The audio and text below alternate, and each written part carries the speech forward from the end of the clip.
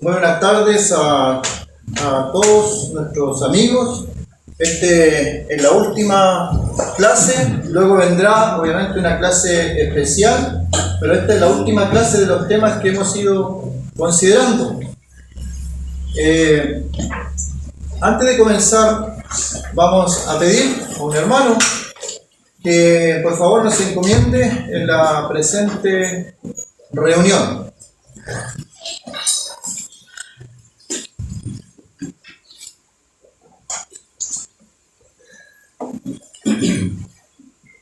Nuestro buen Dios, buen Padre Celestial, te damos gracias por el Señor Jesucristo, nuestro Salvador. Te damos gracias, nuestro buen Dios, por estos momentos que nos permites estar juntos, con el propósito de que tu libro sea abierto para la enseñanza a través de esta clase bíblica. Queremos, nuestro buen Dios, pedirte a ti que nos ayudes a través de tu Santo Espíritu, para que ayudes a los hermanos que tienen este alto privilegio de enseñarnos tu palabra. Queremos, nuestro buen Dios, quedar encomendado a ti, a la dirección tuya, y lo pedimos todo en el nombre de aquel que tanto nos amó, la persona del Señor Jesucristo. Amén. Amén. Muy bien, la clase del día de hoy lleva por título "Puestos los ojos en Jesús", y esto estará en 2 capítulos del libro de los Hebreos, así que les invito a buscar en sus Biblias el libro de Hebreos, capítulo 12. Hebreos, capítulo 12.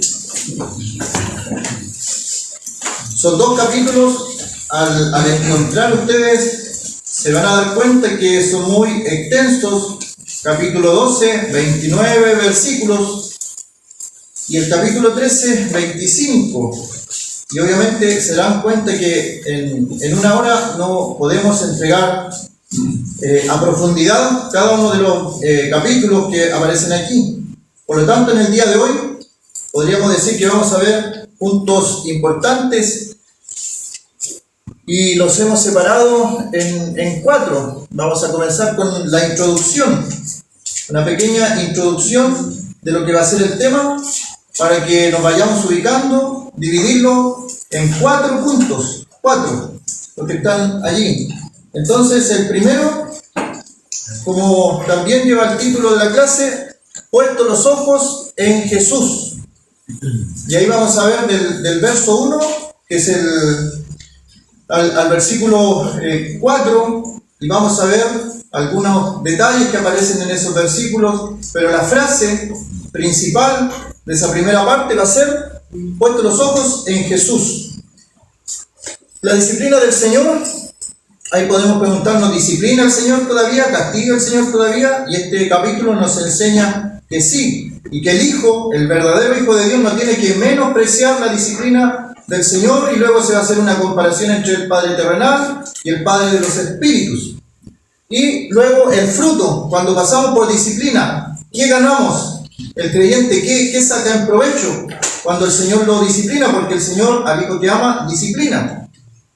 Y el último punto, algunos deberes cristianos, que esto está en el capítulo 13. Y ahí tenemos una larga lista, cuando a veces se escuchan personas que dicen, no, estamos en el periodo de la gracia. La ley nada tiene que ver con nosotros, los mandamientos nada tienen que ver con nosotros, pero aquí encontramos mandamientos para la iglesia, mandamientos para el creyente, y lo menciona como deberes cristianos. Comencemos entonces con el primer punto, "Puestos los ojos en Jesús". Y aquí aparece en el capítulo 12 esta gran nube de testigos. Por tanto, todos nosotros, teniendo en derredor nuestro tan grande nube de testigos, despojémonos de todo peso y del pecado que nos asedia, y corramos con paciencia la carrera que tenemos por delante. Entonces, la figura es de una carrera. Estamos hablando del siglo I, entonces la figura es bien clara. Siglo I, gente corriendo, gente en las tribunas observando, hay una pista de carrera, entonces las personas tienen que correr por esa pista, y sabemos que uno solo se lleva el premio. Así que Pablo invita a correr de tal manera que merezcamos ese premio en nuestra carta. Bueno, entre paréntesis, algunos piensan que esta la escribió Pablo, pero no hay seguridad alguna. Así que el autor desconocido todavía. ¿Quiénes son? ¿Quiénes son estos testigos? ¿Quiénes son? Y comienzan a especular algunos, pero dentro de todas las explicaciones, yo me quedo con que son los santos del Antiguo Testamento. Santos del Antiguo Testamento, observando la nube de testigos. Ellos, por el contexto, veníamos en el capítulo 11. ¿Qué tratamos en el capítulo 11? Los héroes de la fe. Y todos esos héroes de la fe corrieron una carrera, poniendo la mirada en el Señor y no saliéndose de allí. Y ellos confiaron en el Señor, tuvieron toda su confianza, su fuerza en el Señor, y corrieron su carrera y llegaron al final. Y luego se sientan en la tribuna y nos están observando a nosotros, nos están mirando y nosotros estamos corriendo. Algunos corren bien, otros corren mal. En algunos versículos aparece descalificaciones, pero es una carrera. No es de competición con el de al lado, sino que conmigo mismo. ¿Cómo debemos correr esta carrera? ¿Cómo la debemos correr? Los deportistas se entrenan para correr 400 metros una vez. Ellos se entrenan todo un año. Están entrenando, cuidándose de lo que comen, haciendo ejercicio, todo eso para correr. En un día, en unos segundos, todo queda allí. Y aquí hay hartas cosas que tenemos que despojarnos. Lamentablemente no somos muy buenos para despojarnos. Hay cosas que nos afectan y estorban nuestra carrera. Y cada uno de nosotros puede decir cuál es lo que nos estorba. Los estorbos míos no son los de otros hermanos. Cada uno tiene su carga, pero esa carga impide que la carrera sea llevada de buena manera. No cargues con cosas que no necesitas. Algunos llevan una carga pesada de su pasado y por eso nos sirven al Señor algunos por su pasado, pero el Señor dice que, aquí mismo en Hebreos capítulo 9, dice que la sangre del Señor Jesucristo limpia nuestra conciencia de obras muertas para servir al Dios vivo.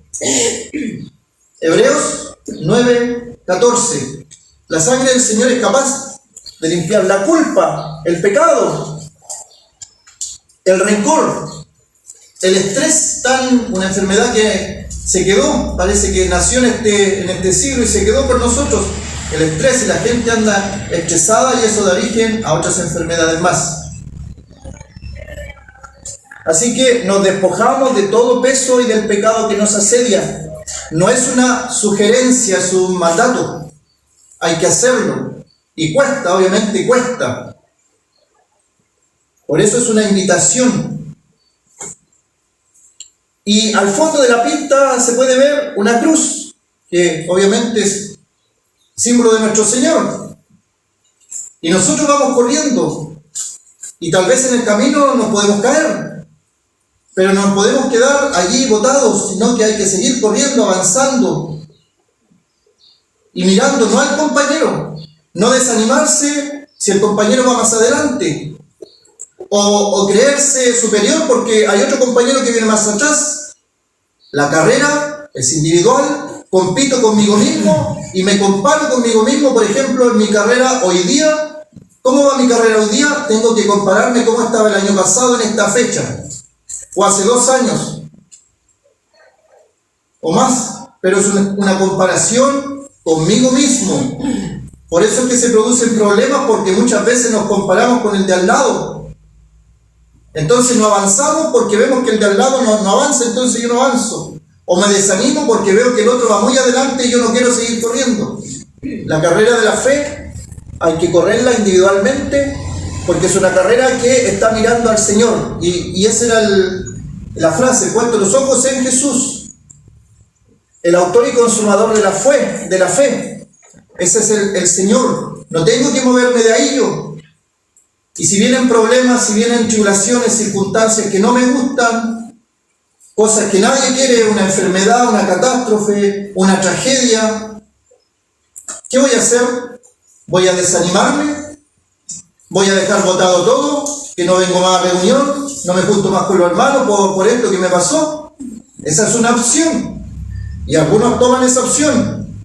¿Pero qué nos invita el Señor? A que no desviemos nuestra mirada del Señor. Hay que poner los ojos en el Señor. Fija tus ojos en Cristo, dice un coro. Por ejemplo, si nosotros observamos allí, hay imágenes. ¿Cuándo nos acordamos del Señor? Cuando tenemos problemas, tribulaciones y comenzamos a orar. Ahí de inmediato nos acordamos del Señor en oración, de inmediato nos acordamos del Señor. Pero cuando todo está bien, cuando todo anda bien, ahí parece que nos olvidáramos del Señor, pero nos pasa algo y comenzamos a orar instintivamente. Señor, ayúdame, Señor, protégeme, Señor, que no me suceda esto, que no me suceda aquello. Pero cuando anda todo bien, parece que no nos acordamos del Señor. Así que si viene una tormenta, que no desvíe nuestra mirada del Señor. ¿Se acuerdan de Pedro? Cuando vino la tormenta, las fuertes olas, en primer momento él le dijo: Señor, si eres tú, haz que yo vaya. Y el Señor lo llama y Pedro camina sobre el agua. Pero dice el pasaje que observando el viento, las olas, ahí tenemos la desviación de la mirada de Pedro, del Señor Jesús. Cuando él observó eso, ¿qué pasó con él? Se hundió, porque quitó los ojos de Jesús y los puso en el viento y las tormentas. Así que una tormenta en nuestra vida espiritual no desvíe nuestra mirada del Señor. Tenemos la mirada puesta en Jesús, el autor y consumador de la fe, y de ahí no tenemos que desviarnos. Y en la imagen hay una imagen que nos recuerda la venida del Señor. El Señor viene por su iglesia, por los suyos. Apocalipsis dice: he aquí vengo en breve, y mi galardón conmigo. Hebreos, aquí mismo dice: he aquí un poquito, y el que ha de venir vendrá, y no tardará. El Señor viene. Estamos corriendo la carrera, y algunos tal vez se desanimaron y se quedaron al lado, pero el Señor no ha venido. Vuelva a entrar a la carrera, vuelva a hacer las cosas que estaba haciendo. El Señor viene pronto. Tenemos oportunidad todavía para retomar nuestra carrera, para no desanimarnos. ¿Y cuál es el motor? Consideramos al Señor, considerar a aquel que sufrió tal contradicción de pecadores. Si yo estoy sufriendo, por ejemplo, y tengo muchos dolores en mi cuerpo, y no puedo dormir porque los dolores son muchos durante la noche, de tal forma que mi cuerpo se mueve y se estremece todo, y me dan calambres durante la noche y no puedo dormir. Por eso, y los calmantes no hacen efecto y todo eso, eso puede deprimir. Entonces, ¿qué hago según la Biblia? Yo tengo que poner mi mirada y considerar a aquel que sufrió tal contradicción de pecadores contra sí mismo, para que vuestro ánimo no se canse hasta desmayar. Entonces, en ese ejemplo, en esa situación, una persona con todos esos dolores, por ejemplo, considera al Señor, su cuerpo con latigazos, su cabeza con espinas, sus manos con clavos horadados, y dice Isaías 53, experimentado en quebranto. Entonces, eso me anima. Lo que yo sufro o lo que mi cuerpo sufre no es nada comparado con lo que sufrió el Señor. Y el Señor lo sufrió siendo inocente, sin mancha. Lo sufrió por amor a nosotros. Entonces el ánimo, considerando a la persona del Señor Jesús, el ánimo obviamente se mantiene. Y este sería el último de este primer punto, la última parte de este primer punto: porque aún no habéis resistido hasta la sangre, combatiendo contra el pecado, dice el verso 4. ¿Qué significará esto? Estamos hablando de corredores de una carrera, de personas que se caen, se levantan en la carrera, que siguen adelante en la carrera. Pero hay carreras donde hay que saltar obstáculos y a veces se tropiezan en esos obstáculos y se caen. Algunos se quedan botados, otros se levantan y siguen corriendo. Bueno, la idea aquí es una lucha, una resistencia. ¿Contra qué cosa? Combatiendo contra el pecado. Y ahí uno puede hacerse la pregunta, puede preguntarse a sí mismo, como dice uno, puede hablar con uno mismo si puede. En reflexión, en meditación, uno se puede preguntar a sí mismo, las veces que soy tentado por Satanás, las veces que el enemigo me tienta, o estos tres enemigos, el mundo, la carne y Satanás, cuando me atacan, ¿soy capaz de resistir hasta la sangre? ¿Presento batalla, presento pelea, presento una oposición al enemigo de tal forma que estoy resistiendo hasta la sangre, hasta lo último? ¿Hago eso? ¿Hacemos eso? O cuando viene una tentación, cuando el mundo me quiere arrastrar algo, o cuando el viejo hombre, la carne, me quiere seducir con las cosas de la carne, como aprendíamos ayer, ¿resisto hasta la sangre? ¿O pongo resistencia? Si lo llevamos a una guerra para ilustrarlo, es como si los soldados fueran a la guerra y yo, en vez de esconderme y atacar, me levantara y dijera, aquí estoy yo, le dijera a mis enemigos, aquí estoy yo, mátenme, y no pongo resistencia ninguna. O me levanto y paso al bando contrario, aquí estoy, tómeme prisionero. Y a veces en nuestra actitud no resistimos nada una tentación.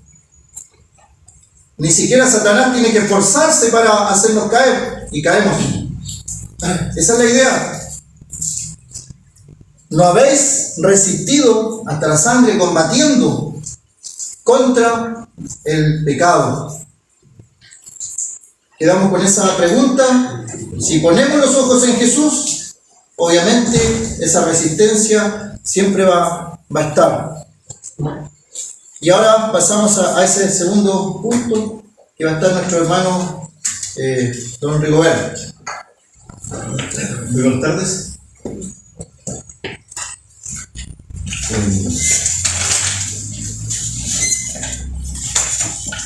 La verdad que cuando supe que era este tema de la disciplina, me vi con una enorme responsabilidad, porque no es un tema fácil, pero hay que abordarlo. Y mientras mi hermano estaba enseñando, pensaba en qué nos trae a esta reunión, cuál es el objetivo final de ello. Estar un día sábado en una reunión, después tomar una rica once, y tener un poco de compartir entre los hermanos, los amigos. Y cuál fue lo provechoso que quedó en mí por la enseñanza de la palabra. Y pensando en eso, digo, la palabra del Señor es viva y eficaz. Y es la palabra del Señor la que nos tiene que ayudar y la que en esta tarde nos tiene que hablar. Y lo importante y lo ideal es que cada uno de nosotros seamos buenos receptores de la palabra. A todos nos atañe, partiendo por quien les habla. Con 40 años en el Señor, conocí al Señor el año 85. el tiempo pasa muy rápido, pero indudablemente que en el transcurso de ese tiempo ha habido, por supuesto, altos y bajos en nuestra vida, algunos notorios, otros íntimos. Y la pregunta es, quiero dirigirme a cada uno de ustedes, hermanos, y también a los amigos. ¿Estoy viviendo tranquilo? ¿Están saliendo las cosas como yo quiero? ¿Como las he planeado? ¿O se presentan obstáculos? ¿Y por qué se presentan obstáculos de pronto? Y hay que preguntarse, ¿estoy haciendo la voluntad de Dios? ¿Puedo decir, considero su palabra? Y para considerar este tema de la disciplina, que aparece en Hebreos, capítulo 12, quiero partir pidiendo la colaboración de algunos hermanos para leer en Proverbios, el libro de Proverbios, por favor. Todo lo que vamos a leer está en Proverbios, así que va a ser muy difícil que los hermanos me ayuden en la lectura.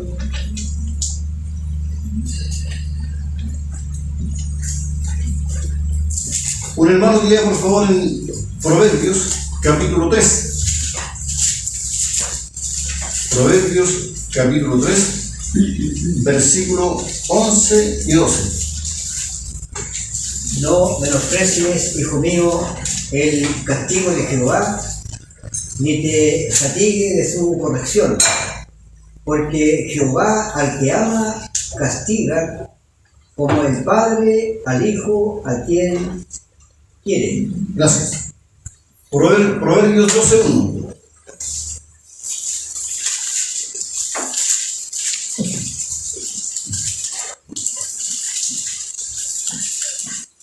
Proverbios capítulo 12, versículo 1. ¿Usted lo tiene? Hermano Carlos. El que ama la instrucción ama la sabiduría, mas el que aborrece la reprensión es ignorante. Gracias. Proverbios 13, está al lado, versículo 24.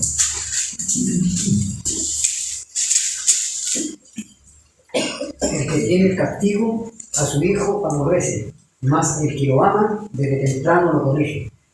Gracias. Proverbios 15:10. Proverbios capítulo 15, versículo 10.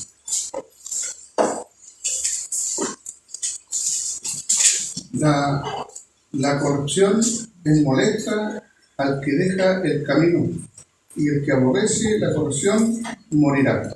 Gracias. Y por último, Proverbios 29, 17. Capítulo 29, verso 17. Corrige a tu hijo, dice. Corrige a tu hijo y te dará descanso y dará alegría a tu alma. Muchas gracias. Ahora, por lo que ya hemos leído, se puede entender de que el escritor de Hebreos se toma de estos del Antiguo Testamento para enseñarnos a nosotros. La idea es que cada uno de nosotros nos identifiquemos mientras estudiamos. Y la disciplina es un privilegio. La disciplina que tiene reprensión, corrección, castigo, aunque parezca una contradicción, es un privilegio para quienes, para los que somos hijos de Dios, no para otros. Porque, como veremos más adelante, vamos a leer en Hebreos capítulo 12, versículo 5. Vamos a tomar del 4 para ver bien el contexto. Porque aún no habéis resistido hasta la sangre combatiendo contra el pecado, y habéis ya olvidado la exhortación que como a hijos se os dirige diciendo: Hijo mío, no menosprecies la disciplina del Señor, ni desmayes cuando eres reprendido por Él, porque el Señor al que ama disciplina y azota a todo el que recibe por hijo. Si soportáis la disciplina, Dios os trata como a hijos, porque ¿qué hijo es aquel a quien el Padre no disciplina? Pero si se os deja sin disciplina, de la cual todos han sido participantes, entonces sois bastardos y no hijos. Por otra parte, tuvimos a nuestros padres terrenales que nos disciplinaban y los venerábamos. ¿Por qué no obedeceremos mucho mejor al Padre de los Espíritus y viviremos? Y aquellos, es decir, nuestros padres, ciertamente por pocos días nos disciplinaban como a ellos les parecía, pero para lo que nos es provechoso, para que participemos de su santidad. Es verdad que ninguna disciplina al presente parece ser causa de gozo, sino de tristeza, pero después da fruto apacible de justicia a los que en ella han sido ejercitados. Hasta ese versículo.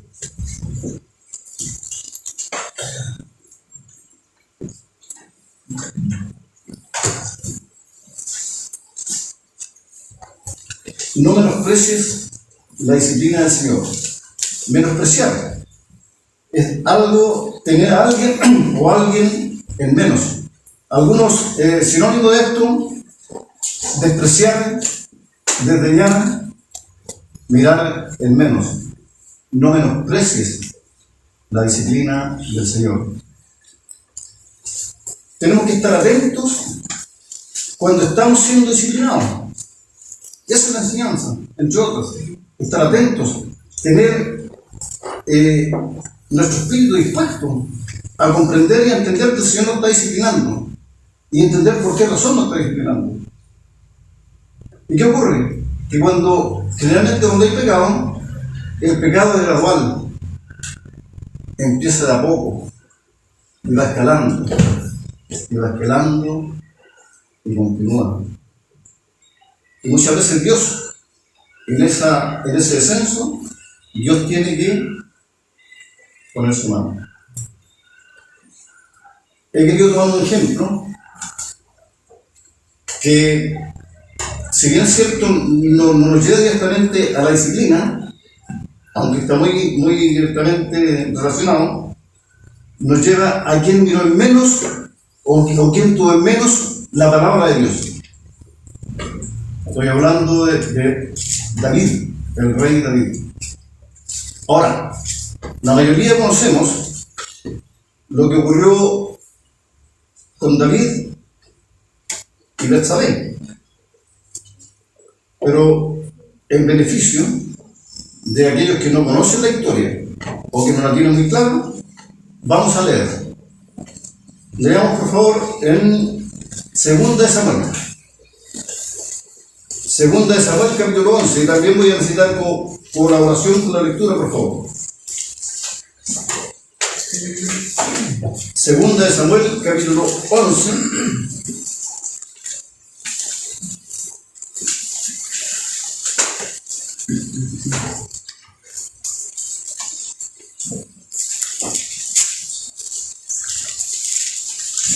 ¿Qué lo tienen? ¿Qué versículo?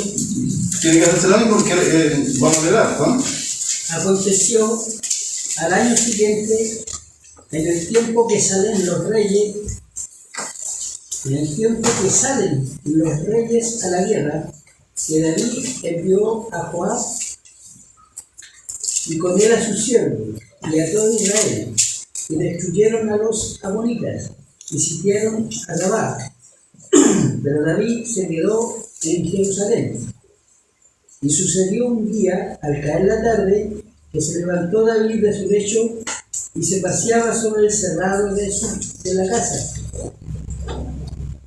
casa real, y vio desde el terrado a una mujer que se estaba bañando, la cual era muy hermosa. Y envió David a preguntar por aquella mujer, y le dijeron: aquella es Betsabé, hija de Eliam, mujer de Urías, el Eteo. Y envió David mensajero y la tomó, y vino a él y durmió con ella. Luego ella se purificó de su inmundicia y se volvió a su casa. Y concibió a la mujer y envió a saber a David, diciendo: estoy encinta. Hasta ahí, por favor. Gracias. Raúl, continúa, por favor. del versículo 6. Entonces David envió a decir a Joab: envíele a Urías Eteo, y Joab envió a Urías a David. Cuando Urías vino a él, David le preguntó por la salud de Joab y por la salud del pueblo y por el estado de la guerra. Después dijo David a Urías: desciende a tu casa y lava tus pies. Y saliendo Urías de la casa del rey, le fue enviado presente de la mesa real. Mas Urías durmió a la puerta de la casa del rey con todos los siervos de su señor, y no descendió a su casa. E hicieron saber esto a David, diciendo: Urías no ha descendido a su casa. Y dijo David a Urías: ¿no has venido de camino? ¿Por qué pues no descendiste a tu casa? Hasta ahí, por favor, para hacer participar. Pedro, por favor, continúa. Y Urías respondió a David: el arca e Israel y Judá están bajo tiendas, y mi señor Joab y los siervos de mi señor en el campo. Y había yo de entrar en mi casa para comer y beber y a dormir con mi mujer. Por vida tuya y por vida de tu alma, que yo no haré tal cosa. Y David dijo a Urías: quédate aquí aún hoy, y mañana te despacharé. Y se quedó Urías en Jerusalén aquel día y el siguiente. Y David lo convidó a comer y a beber con él, hasta embriagarlo. Y él salió a la tarde a dormir en su cama con los siervos de su señor, mas no descendió a su casa. Venida la mañana, escribió David a Joab una carta, la cual envió por mano de Urías, y escribió en la carta diciendo: poned a Urías al frente en lo más recio de la batalla, y retiraos de él, para que sea herido y muera. Así fue que cuando Joab sitió la ciudad, puso a Urías en el lugar donde sabía que estaban los hombres más valientes, y saliendo luego los de la ciudad, pelearon contra Joab, y cayeron algunos del ejército de los siervos de David, y murió también Urías Eteo. Hasta ahí. El 26 dice: oyendo una mujer de Urías que su marido Urías era muerto, y su duelo por su marido, y pasado el luto, envió David y la trajo a su casa, y fue ella su mujer, y le dio a luz un hijo. Mas esto que David había hecho fue desagradable ante los ojos de Jehová. Aquí tenemos un claro ejemplo de cómo cuando se inicia en nuestra mente el pecado, después se materializa, se pierde inmediatamente la comunión con Dios, rota. Y cuando hay insensibilidad y un pecado lleva a otro. Aquí estamos hablando de grandes pecados. Tenemos un pecado de adulterio, un pecado de engaño y manipulación, de homicidio, asesinato, abuso de poder. Y mientras estudiaba esto pensaba: ¿y si Dios no actúa, David habría continuado su descenso? Este peligroso descenso. Y quiero tomar este caso y que cada uno de nosotros nos preguntemos. Pecado más pequeño, indudablemente, pero hemos caído en pecado. Ayer hubo una enseñanza con nuestro hermano Felipe, que por así decirlo dejó abierta la puerta para seguir con el estudio, para continuar. Lo que el Señor, nuestro hermano Pedro, puesto los ojos en Jesús. Mientras nuestros ojos estén puestos en Jesús, podemos ser victoriosos. Pero si apartamos los ojos y si comenzamos a pecar, y si un pecado nos lleva a otro, y a otro estamos insensibles, y lo que ocurre también es que, estando en esa condición, podemos estar en este lugar, podemos quizás participar de la cena del Señor sin examinarnos. Y eso es peligroso.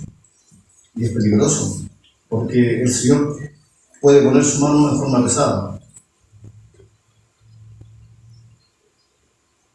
Y el privilegio, como decían antes, es de los hijos. Ahora,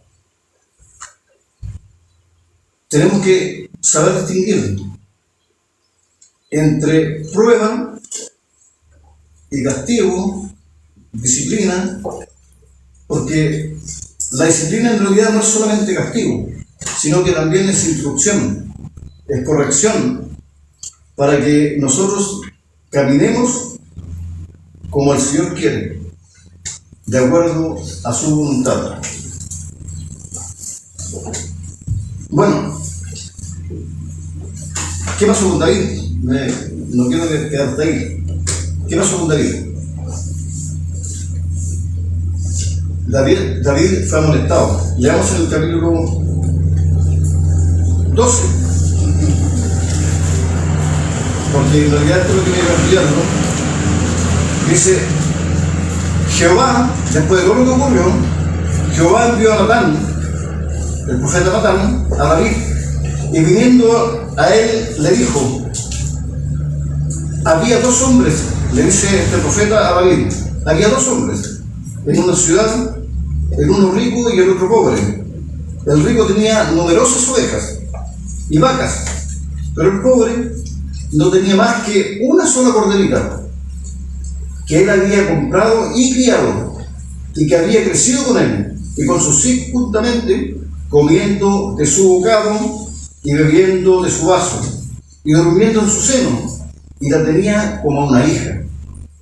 Y vino uno de camino al hombre rico, y éste no quiso tomar de sus ovejas y de sus vacas para guisar para el caminante que había venido a él, sino que tomó la oveja de aquel hombre pobre y la preparó para aquel que había venido a él. Y miren lo que ocurre acá. Cuando David oyó esto, dice, entonces se encendió el furor de David en gran manera contra aquel hombre y dijo a Natán, vive Jehová, que el que tal hizo es digno de muerte y debe pagar la cordera con 4 tantos porque hizo tal cosa y no tuvo misericordia. Entonces el profeta le dice a David, tú eres aquel hombre. Y se dan cuenta la insensibilidad, la poca claridad espiritual que está en David ya, que no percibía todavía que estaban hablando de él, porque estaba alejado, estaba alejado de Dios, no estaba en comunión. ¿Y qué es lo interesante acá? Él tuvo en menos la palabra del Señor. Dice el 9, ¿por qué pues tuviste en poco la palabra de Jehová? ¿Por qué despreciaste la palabra de Jehová? Haciendo lo malo delante de sus ojos. A Urías Eteo heriste a espada, y tomaste por mujer a su mujer, y a él lo mataste con la espada de los hijos de Amón. Y hay castigo para David. ¿Qué es lo importante y lo interesante de esto? Que David oye esto y su espíritu se contriñe y reconoce que realmente le había pecado en gran manera contra Dios. Y acepta el castigo, acepta la disciplina. Como resultado, si ustedes pueden leer después el Salmo 51, que dice específicamente en un subtítulo que hay, que ese salmo lo escribió David por razón, por motivo de lo que ocurrió con Betsabé. Leámoslo. O parte de él, para ver un corazón tranquilo y humillado. Dice David dice, ten piedad de mí, oh Dios, conforme a tu misericordia, conforme a la multitud de tus piedades, borra mis rebeliones. Lávame más y más de mi maldad y límpiame de mi pecado, porque yo reconozco mis rebeliones y mi pecado está siempre delante de mí y continúa. Pueden leerlo después ustedes en casa para entender bien. ¿Y qué podemos decir también? Que David sinceramente se arrepintió. Y del único del único que Dios dice que fue un siervo de acuerdo a su corazón. Siempre se repiten varias veces que Dios se agradaba de David, pero no oculta esto y dice: ninguno como mi siervo David, excepto por lo que ocurrió con Urías Eteo. Siempre lo hace presente, pero Dios fue el rey y fue un siervo de acuerdo al corazón de Dios, y que Dios lo hace saber. O sea, ¿cuáles son los resultados buenos de la disciplina y cuando la disciplina se ejerce?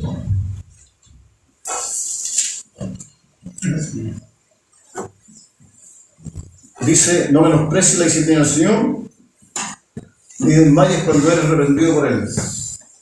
Bueno, la idea es que si entendemos que estamos siendo disciplinados por diferentes circunstancias, no nos quedemos en las circunstancias negativas, lo que mal que lo estamos pasando, sino que aceptemos la disciplina y no nos encerremos, no nos desanimemos. Por el contrario, tenemos que animarnos y decir: Señor, sí entiendo, tú me estás disciplinando, yo quiero ser tu hijo obediente, ayúdame. Nuestro espíritu tiene que estar dispuesto, porque recordemos que Dios a eso morar en nosotros, que desde el día que nos convertimos al Señor, el Espíritu Santo mora en nosotros, y ese Espíritu Santo es el que nos ayuda a poder correr esta carrera que tenemos por delante, y puesto por supuesto los ojos en Jesús. El Señor, el que ama disciplina y azota a todo el que recibe por hijo.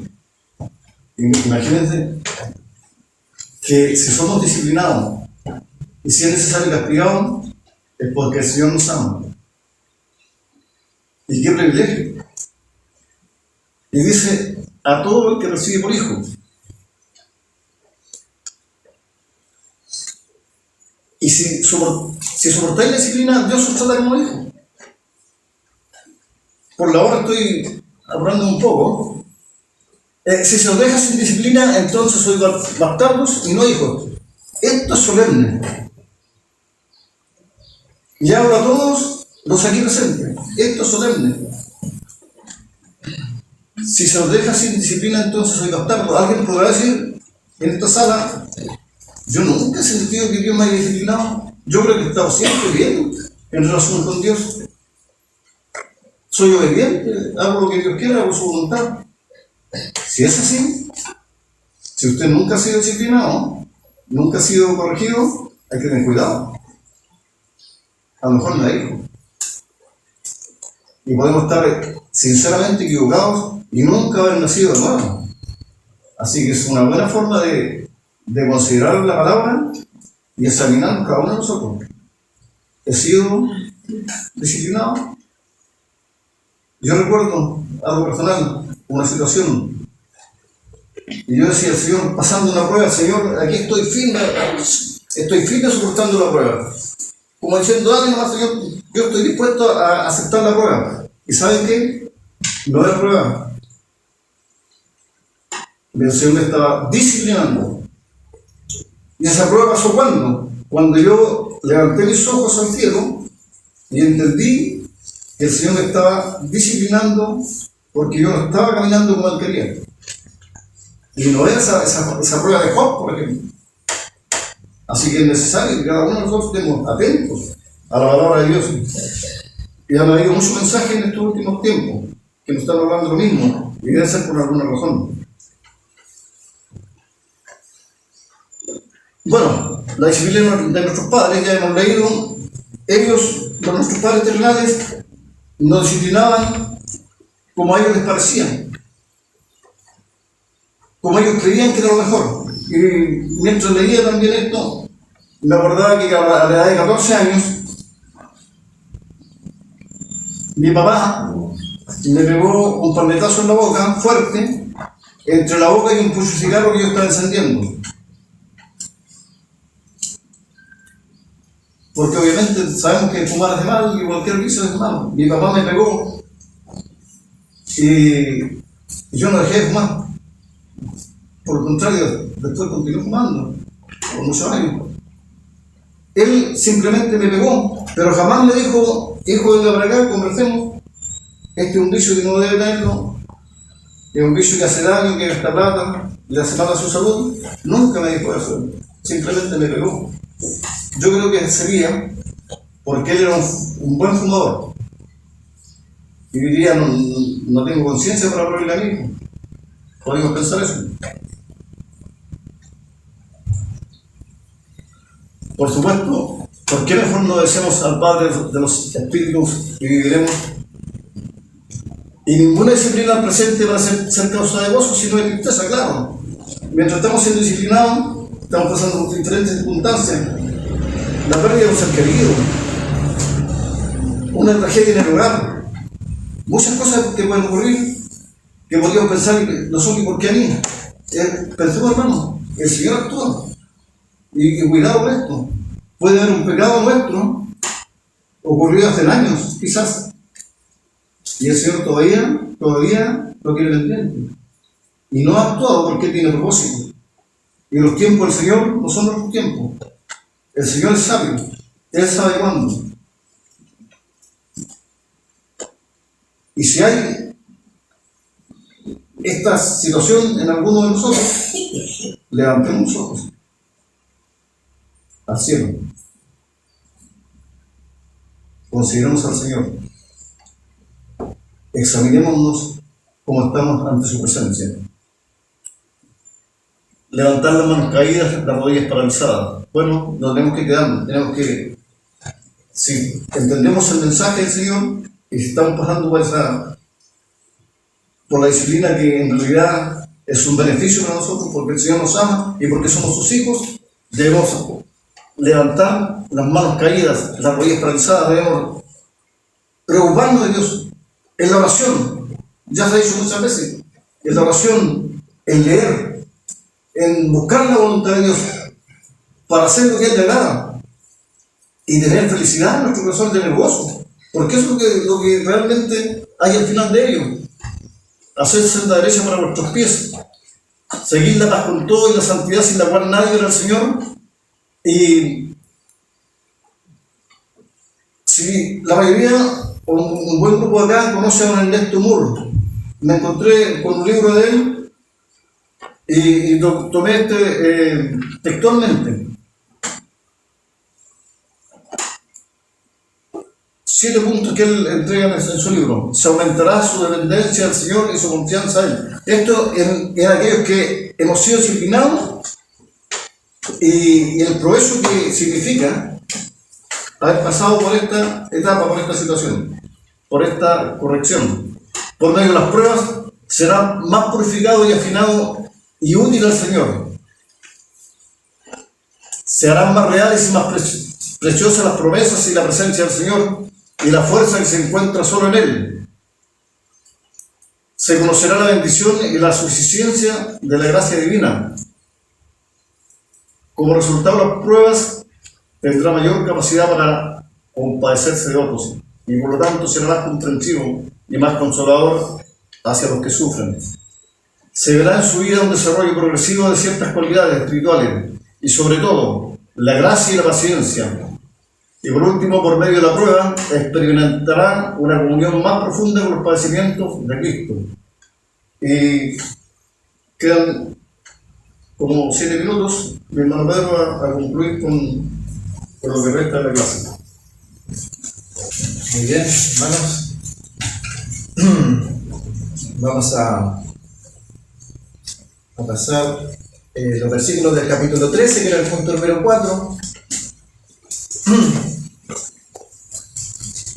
Que los mencioné como deberes cristianos. Cada uno de ellos debieran hacernos reflexionar en cómo estamos. Ya se habló de la disciplina y tal vez estamos fallando en algunos. La práctica del amor. En el verso 1, el amor fraternal. El amor fraternal es un vínculo. Ese vínculo es fácil de romper. En el original, las palabras en griego hablan de varios tipos de amores. Amor de familia, de hermanos. Pero el de nosotros es un amor filial, entre hermanos.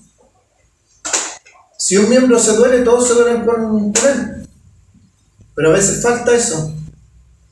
La práctica del amor, en lo práctico, la hospitalidad. Y se nos dice que no nos olvidemos de la hospitalidad porque por ella, por la hospitalidad, algunas personas, sin saberlo, ellos hospedaron ángeles. Podemos pensar en el caso de Abraham, podemos pensar en el caso de Lot, personas que hospedaron ángeles. Hoy día, en el día de hoy, un paréntesis, se acabó el ministerio angelical, el ministerio de los ángeles. Como pregunta, ¿podríamos ver un ángel hoy día? ¿Podríamos recibir un ángel en nuestra casa? Con esa pregunta me llevaron a investigar y hay datos en internet también en otros lugares, como por ejemplo en África, ejemplo en Asia, en China, donde el ministerio de los ángeles todavía está. Están pasando pruebas, están pasando tribulaciones y han habido visiones angelicales. Así que la hospitalidad es algo difícil. Obviamente es necesario también dentro de la iglesia la hospitalidad, el hospedar, y ayuda también de nuestras esposas, porque a veces nosotros no hacemos muchas cosas dentro del hogar. Lleva todo el peso la hermana en esta situación del hospedaje, pero es un deber cristiano y es una práctica del amor tangible. Capítulo 13, verso 3 habla de los presos. En el día de hoy hay un ministerio de presos. Hay personas que van a la cárcel a predicarle a los presos. Pero en el contexto del capítulo 13 se está refiriendo a personas que estaban siendo tomadas, apresadas por su fe. Y en nuestro país, por ejemplo, conozco de un caso que tuvo problemas legales por su fe, porque no quiso hacer invitaciones para un casamiento LGTBQ y todas esas letritas del arco iris. Y él no quiso hacer y lo demandaron y casi va preso, tuvo que pagar una indemnización por producto de su fe, no hacer esas invitaciones. En Argentina se tomó preso a un doctor cristiano que no quiso abortar a una mujer, no quiso matar a un niño en el vientre de su madre, y se le llevó preso. Y en Irlanda, un profesor de biología, por decirle a sus alumnos que había hombre y había mujer, y también se fue preso. Y en Inglaterra, unas hermanas que estaban fuera de una clínica abortista, las tomaron presa porque estaban orando, pero estaban orando en silencio. Pero al momento de los policías preguntarles si estaba orando en ese lugar, ellas, por no mentir, dijeron que sí, que lo estaban haciendo, así que presas por su fe. A esos presos se refiere. Y como les digo, en el día de hoy, en Chile no existe esto, pero en otros países, en estos momentos, están siendo perseguidos nuestros hermanos. Hay un caso, por ejemplo, la China comunista se persigue, en Corea del Norte se persigue. Y Hebreos 13, verso 4, comenzaba con el vínculo del amor, y aquí habla del matrimonio y del lecho sin mancilla. ¿Y quién podría decir yo estoy exento de esto? Si no fuera por la gracia y la misericordia del Señor, habría muchos más divorcios en el día de hoy. Y ese índice va creciendo, y la maldad de la sociedad va creciendo, y todo va en decadencia. Y el Señor ayuda para que esto no suceda dentro del cuerpo de Dios. La avaricia y el contentamiento. Ninguno aquí hay millonario, hay rico. El Señor dice en el libro de Santiago que escogió a los pobres de este mundo. Yo no podría decir, yo no tengo problemas con la avaricia porque yo vivo con lo que tengo, hermano. Pero una persona puede ser muy pobre, puede incluso no tener recursos y aún así ser avara. Aún así tener problemas con la avaricia y tener problemas con el contentamiento. Es un mandato también de un deber cristiano. La confianza aún en la prueba. ¿Qué dice el Señor en el libro de Juan? Que estamos seguros en la mano del Señor, estamos seguros también en la mano del Padre.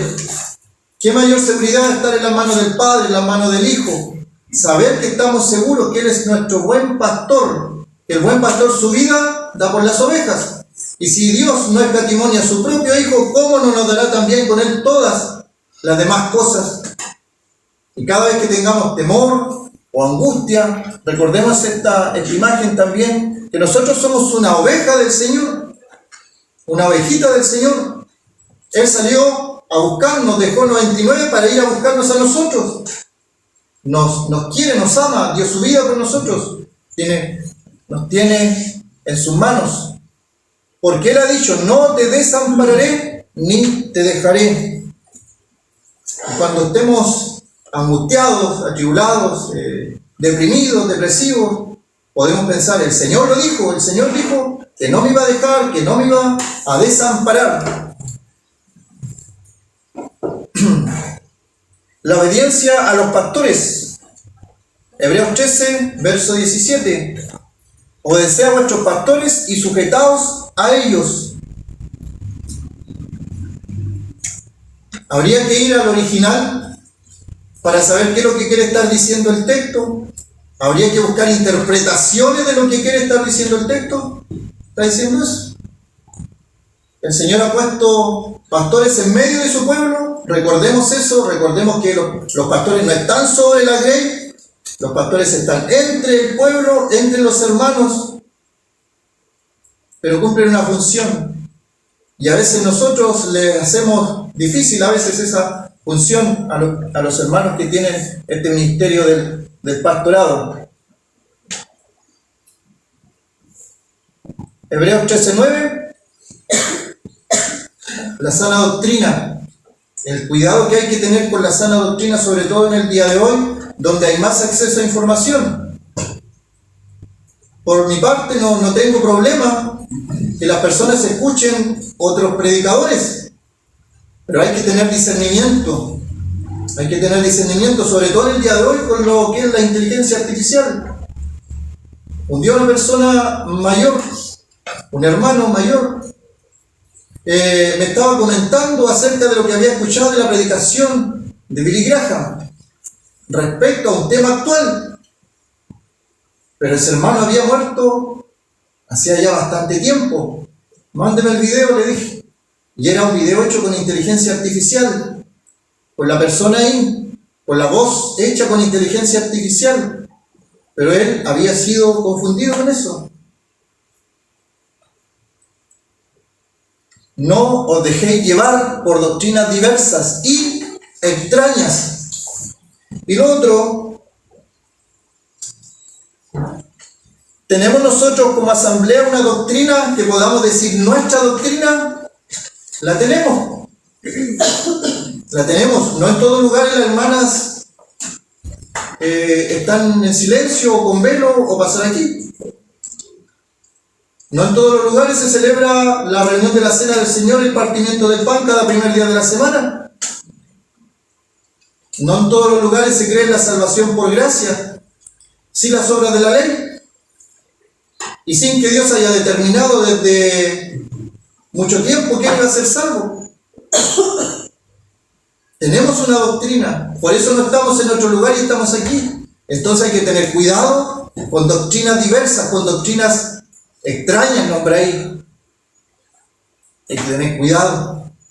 Yo sé que hay hermanos en distintos lugares, y los considero mis hermanos, en distintas congregaciones, y comparto y tengo comunión con hermanos de otras congregaciones, pero sé que tenemos diferencias doctrinales.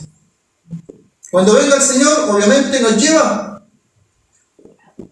pero hay cosas que no podemos transar. No quiere decir esto que la salvación está aquí solamente y en ningún otro lado.